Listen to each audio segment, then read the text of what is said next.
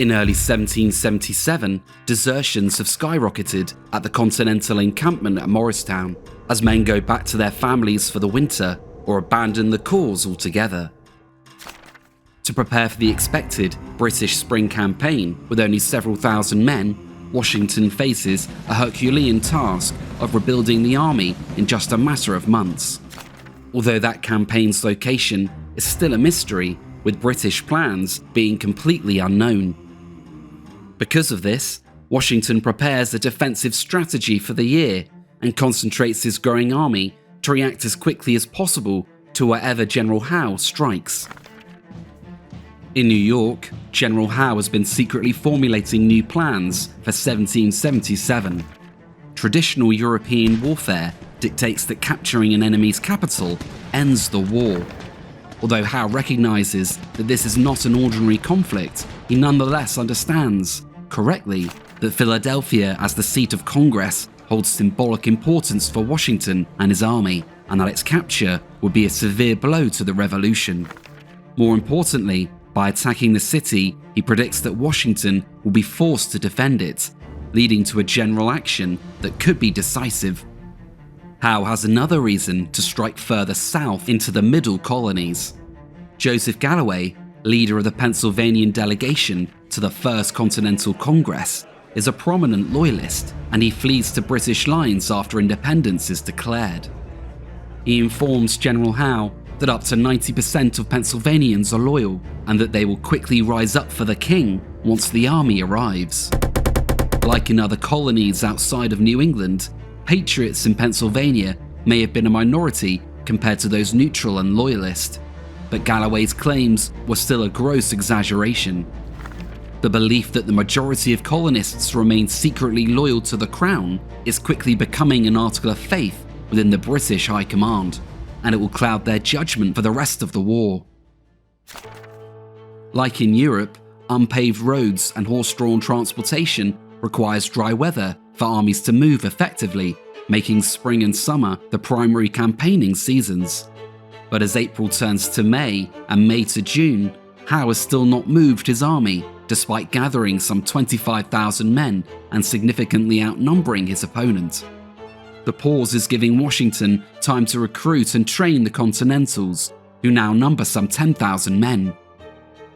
In mid-June, Howe finally moves, with the hopes of drawing Washington into battle on the open plains, before marching overland to Philadelphia. But Washington has no intention of moving away from his defensible positions in the hills, to the surprise of few, and Howe refuses to attack, fearful of casualties that will be hard to replace, leaving the two armies in stalemate. The British Army in the summer of 1777 is well trained, supplied, and outnumbers its enemy, and the officers and men know it, leaving many baffled and angry at both Howe's cautious approach and the slow pace of the campaign. To break the stalemate, Howe feigns a retreat back towards the coast, daring Washington to follow him. The plan almost works, and Washington narrowly escapes being caught by a sharp flanking attack. After this final failure to instigate a battle, Howe evacuates New Jersey altogether in late June, abandoning thousands of loyalists in the process. Howe's actions are difficult to understand, but by early July, he at least makes a decision on how to progress what is left of the summer. Making use of British naval supremacy, Howe plans to take 18,000 men to attack Philadelphia by sea. General Clinton, left in New York with 7,500 men, vehemently opposes the plan, arguing, without success, that dividing their forces would leave both his and Burgoyne's command vulnerable and unable to mutually support one another. Once British troops embark, Howe inexplicably delays leaving port by almost 2 weeks, wasting both time and critical supplies on board. Once finally at sea, Howe is well placed to attack Philadelphia through the Delaware River and could land the army within 2 weeks. But faulty intelligence convinces Howe that coastal defences are much stronger than they really are, so he instead decides to sail a much longer route via the Chesapeake Bay. The decision is as unpopular as it is a blunder. Late summer winds come from the southwest, making the voyage long, and miserable in the summer heat. Fresh supplies are also running out, sickness spreads, and the army's valuable horses die en masse.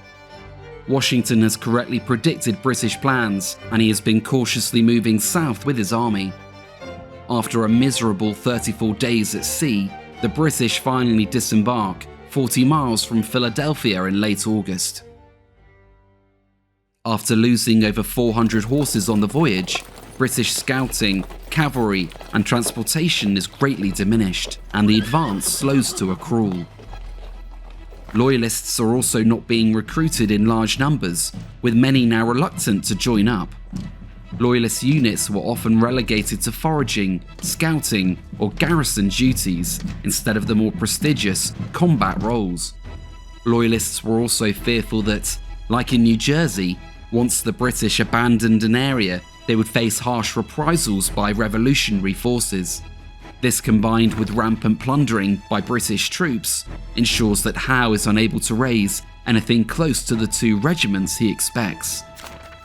Washington, meanwhile, has made good use of Howe's slow campaign and continued to raise troops. The 2 armies now have approximately 15,000 men in the field, but the majority of the freshly enlisted Continentals have seen little or no action and lack the training of their counterparts. Some assume Washington will not risk his newly formed army in a general engagement, but they are wrong, and he plans to fight to hold Philadelphia. Washington entrenches his army along Red Clay Creek, blocking the main road to Philadelphia. Unlike General Gage at Bunker Hill, General Howe has never before taken the bait to directly assault entrenched positions, and he swiftly outflanks the Continentals. The maneuver leaves Washington scrambling to get back in front of the British on the road to Philadelphia, and they must march through the night to the next defensible ground on the Brandywine River, arriving on the 9th of September. The British are not far behind, and both sides now prepare for the inevitable clash.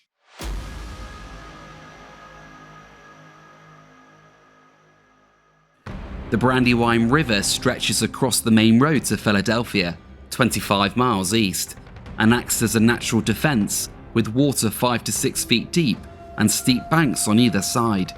There are a number of fords in the area where men can cross in often chest-high water. On the morning of the 11th of September, Washington concentrates the majority of his army at Chad's Ford, the main crossing point for the road east. He also posts detachments to cover adjacent fords and plans to funnel the British against his well-prepared centre. The army is confident and waits patiently in the early morning fog for any sign of their enemy. At 6 a.m, American pickets on the west side of the river begin engaging loyalists of the Queen's Rangers, who lead the advance guard of the British Army. 1,000 men of the Continental Light Infantry under General Maxwell slowly fall back, pausing only to harass and ambush the British van. As the fighting continues, vague reports begin arriving to Washington that suggest a second British force further north, but dragoons sent to investigate find nothing. For Maxwell's men, British artillery eventually force them to retire, and the light infantry crosses the Brandywine in good order. As the musket fire dies down, artillery batteries begin to duel across the river. Washington is at the front and watches as British formations continue to appear along the riverbank, but they do not attack. Hours pass, and Washington grows suspicious that all is not as it seems. At noon, he is informed that British forces have been spotted on the Great Valley Road. The Continentals have important supply depots further north, and Washington concludes that Howe is marching to attack them. With his enemy seemingly divided, he considers his options. Instead of chasing Howe, Washington decides to seize the initiative and orders an attack across the Brandywine. Continentals begin surging across several fords and slowly but surely push British formations back. As they start to make progress, Washington receives another message. This time, scouts report that there are in fact no British troops on the roads north. This is contradictory information, but if it is true, could it mean that he in fact faces the entire British army across the river?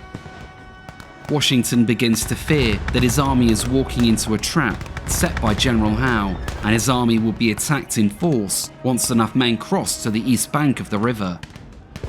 Washington decides that the risk is too great, and despite the good progress, he calls off the assault. Washington and his staff are left perplexed as they sit for lunch, mulling over the conflicting intelligence reports. But at 2 p.m, all is about to become clear as a rider arrives with an urgent message. British brigades have now been spotted just 2 miles north, with columns of dust rising behind them. Howe was not marching further north, nor was he on the west side of the river. Howe had marched directly to flank the Continental Army at Chad's Ford, and Washington had allowed it. In the early hours of the day, the British had made use of local loyalists who informed them of an unguarded ford on the Brandywine River. Marching since 5 a.m, 9,000 men led by General Cornwallis had been moving to outflank Washington's position in a well-planned but not entirely unpredictable maneuver by Howe. A flurry of orders are dispatched by Washington, and General Sullivan, Stephen, and Lord Stirling are sent north to check the British advance. General Howe and Cornwallis have paused on a commanding hill to rest their men, having marched for over 9 hours across winding hills and streams. Despite being exhausted, morale is high in the army, and confidence in its leadership has been fully restored. At 4 p.m, the British are ready, and 3 columns begin marching down the hill towards the Continentals. Grenadiers in the centre advance to the sound of drums and the marching song, the British Grenadiers. On the Continental left, Sullivan's division, comprising mostly of raw troops, are moving into position when cannonballs start landing around them. While the 1st Maryland Brigade attempts to form up, the cream of the British Army, the Brigade of Guards, marches directly against them. The British fire a single volley, charge, and break the Continentals immediately. The rout and preceding confusion causes the rest of Sullivan's division to also retreat into the cornfields, drastically shortening the American line. Lord Stirling and Stephen's divisions have found a strong defensive position on Birmingham Hill. They repulse initial attacks by British light infantry, inflicting heavy casualties. The British Grenadiers are next to launch attacks up the hill and are met firstly by cannon and grape shot, and then as they close the distance, heavy musket fire from the Continentals. In typical Grenadier style, the British fire a single volley and then charge up the hill with bayonets. The tried and tested tactic remains supreme, and Lord Stirling's position on the hill collapses. On the right, Stephen's 3rd and 4th Virginia Brigades hold on bravely, despite now being alone on the hill. Captured American cannons pour devastating enfilade fire onto their positions. With their flanks exposed and British formations pressing them from multiple directions, the Virginians are soon forced from the hill.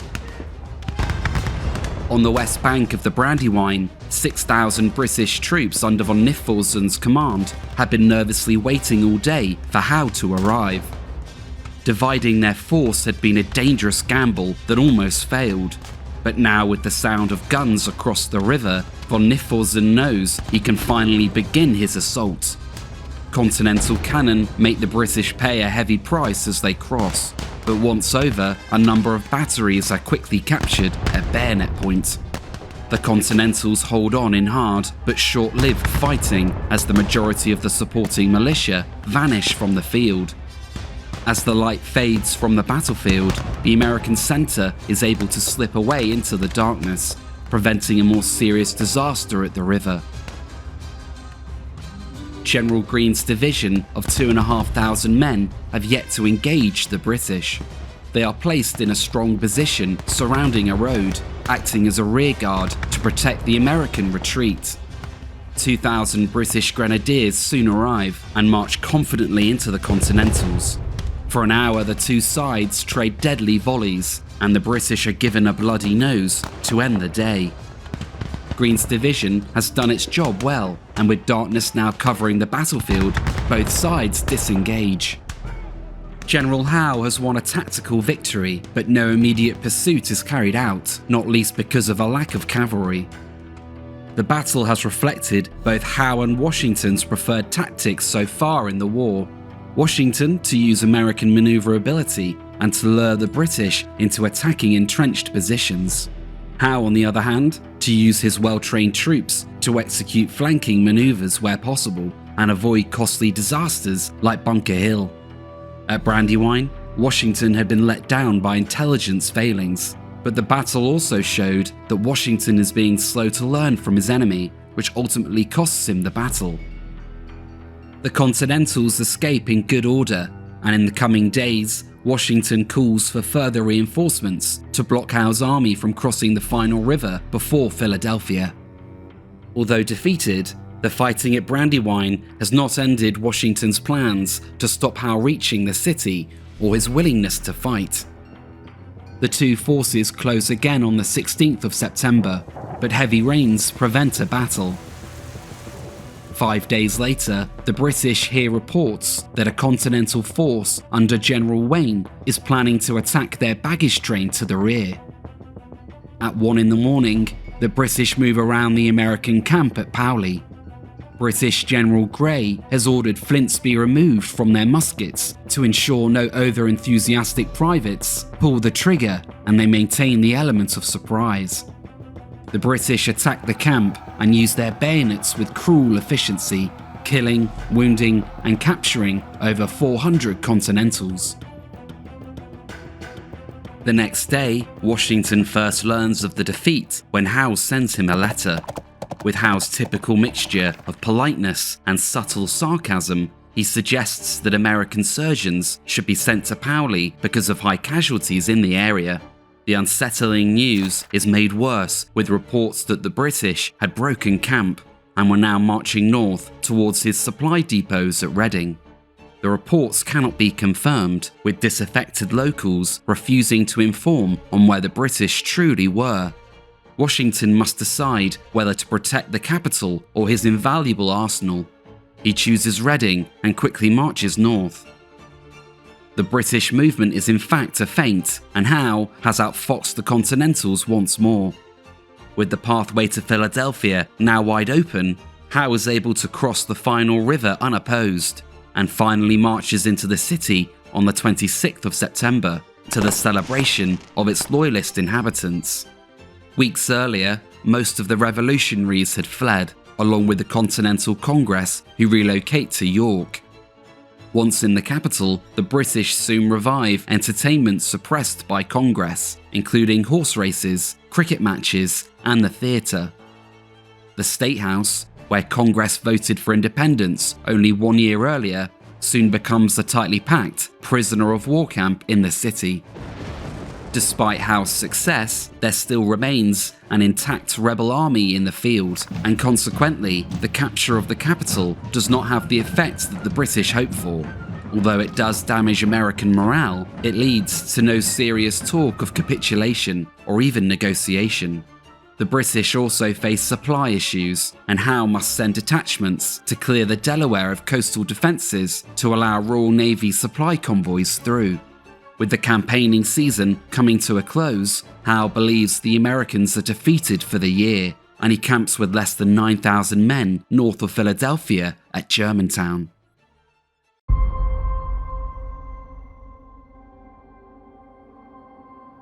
Despite a somewhat disastrous campaign, Washington is determined to strike against the British before winter and remind them that the war is not yet over. Thinking of his success the previous year at Trenton, he devises a plan for a surprise attack against Germantown, and he gathers some 8,000 Continentals and 4,000 militia to do it. Washington plans for 4 columns, 2 Continental and 2 militia, to attack the town and smash Howe's army against the river. After a grueling night march, the attack begins in the early hours of October 4th, and Washington orders his men to advance with bayonets. The first elements of Sullivan's van arrive at the British pickets just before daybreak. There is thick fog in the air, severely limiting visibility for both sides. As fate would have it, Wayne's column is advancing against the same British Light Infantry regiment that decimated them at Powley. Although outnumbered, the British outpost puts up a strong fight and countercharges the Americans, who initially give way. Both sides take heavy casualties, and the British are slowly but surely pushed back through the dense fog. Officers in both armies start to lose contact with their men, leading to confused fighting on the outskirts of town. As the British withdraw, 100 men break off and move inside a large stone building known as the Chew House. Barricaded inside a formidable position, they resolve to give and receive no quarter. Although the Continentals continue advancing past the house, Washington recognizes the threat posed by a strong enemy position in his rear. He calls a war council where some advocate bypassing the house, while others argue that it must be taken. Washington is initially indecisive and sends an eager Virginian officer to demand the British surrender under a white flag. The British reply with musket fire and kill the young man on the spot. An outraged Washington immediately orders field guns to pummel the position. Cannonballs rip through the windows, but the stone walls protect most of the men inside. With time slipping away, Washington is conscious that he must press the attack now before the main British army can properly mobilise. He next orders 3 regiments to assault the house, but as they attack, the men are cut down by the dozen as British marksmen fire from the top windows and meet attempts to break through the doors and windows with bayonets. Despite almost breaking in, the attacks are ultimately unsuccessful and the British hold on while inflicting several hundred Continental casualties. As the fighting dies down around the house, further into town, the fog continues to cause havoc. Units and men find themselves alone, bumping into shadows that could be a friend or an enemy with a bayonet. Continental units eventually start to make contact with the main British line. But the sound of cannon to their rear, combined with the near-zero visibility, was starting to take its toll, and panic soon sets in. As if on signal, the advance hesitates, stops, and then collapses. Officers try to rally the men, but they cannot stop the retreat in the centre as men walk hopelessly out of formation away from the town. To the east, General Greene's column has finally arrived and pushes British pickets back. Marching in the wrong direction, one of the brigades walks into a withdrawing regiment from the centre, and in the fog they mistake each other for the enemy and open fire, causing both to flee. Other regiments perform better, but are eventually too forced to withdraw after bloody fighting against loyalist formations. The 9th Virginia Regiment breaks through on the British right and captures a number of prisoners in the centre of town. But arriving British reinforcements under Cornwallis soon capture all 400 men of the regiment, who find themselves unsupported and behind enemy lines. Meanwhile, the 2 militia columns are nowhere to be seen, with one column becoming hopelessly lost to the northeast, while the other flees upon contact with the British left. The attack is over, and the Continentals have lost over 1,000 casualties, with the British suffering roughly half that number. The assault had been ambitious and brave, but in the end, it failed before it reached the bulk of the British army. This was not Trenton, and to succeed against Howe's main army, Washington needed close coordination, which his complicated plan made almost impossible for untrained troops. Although defeated, the long-term implications of the battle still potentially favoured the Continentals. In the aftermath of Germantown, Howe had once again failed to pursue and truly defeat his enemy, which had again retreated to safety. In the face of American resolve and Burgoyne's defeat at Saratoga, General Howe has become disillusioned with British prospects in the war, and he begins to ask to be relieved and sent home. For the Continentals, the bold attack at Germantown by a newly formed and recently defeated army greatly impresses European onlookers, helping Benjamin Franklin further in Paris. For now, however, the year was ending on a sour note for the cause. The British had soon cleared the Delaware of remaining Continental forts to allow supply ships through. Philadelphia was occupied, Congress exiled, and Washington's army was again reeling from a string of defeats. The only rays of light came from the victory at Saratoga and from the salons in Paris, where diplomats negotiated a French intervention. But for Washington and his army in Pennsylvania, their hardship had only just begun.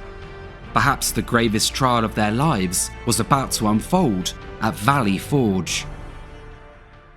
Thank you for watching our series on the American Revolution, and of course, a huge thanks as well to our Patreon and YouTube supporters. Join now to get early access and vote on future videos. Thanks again, and until next time.